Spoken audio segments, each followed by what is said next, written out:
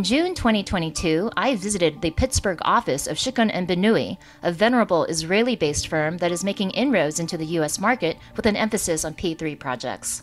Yeah, so Shikun and Binui, which is a global company that is based out of Tel Aviv and traded in the Tel Aviv Stock Exchange, was originally founded in 1924, basically as the operation arm of the labor union in Israel. It was even before the State of Israel was established. That was in 1947. So it was basically meant to help organize work to build out the country. So the company started its early days in Israel, doing basically all of the country's important infrastructure. So gained a lot of experience in different areas of infrastructure, including hospitals and ports and building cities and the parliament and everything that the country basically needed.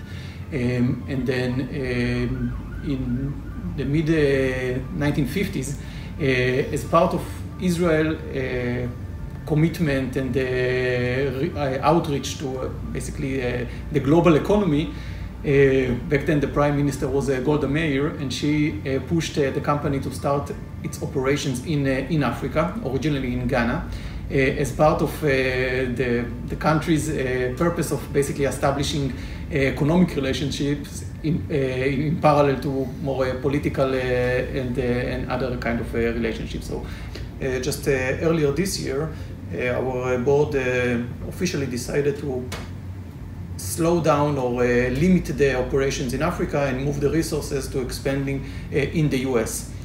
So currently it looks like, and the focus is for the US to be the growth engine of the group.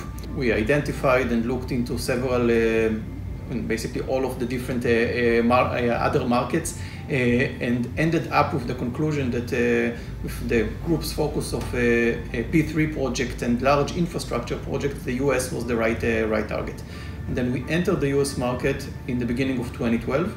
In the beginning on a relatively limited capacity, with the focus on being able to bring our development experience of P3 projects to the US market, which was maturing into this type of procurement processes.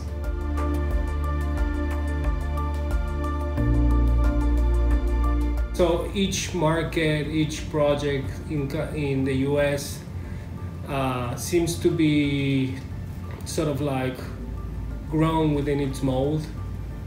They don't necessarily, the US lacks that sort of centralized unit of government that you might see in places like Canada and Colombia, for example, where they sort of share lessons learned. They have a template to develop their project, and I think that helps with respect to speed to market on relevant P3 opportunities. But at the same time, I would say the US is ripe with really great opportunities on the P3 side.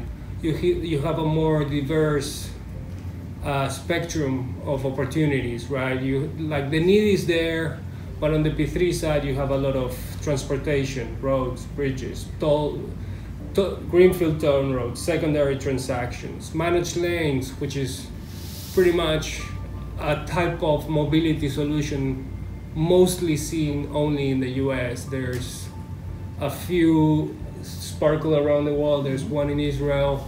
You might claim there might be a few managed lane projects in other places as well. But I think on that account, it's a very dynamic and an interesting marketplace.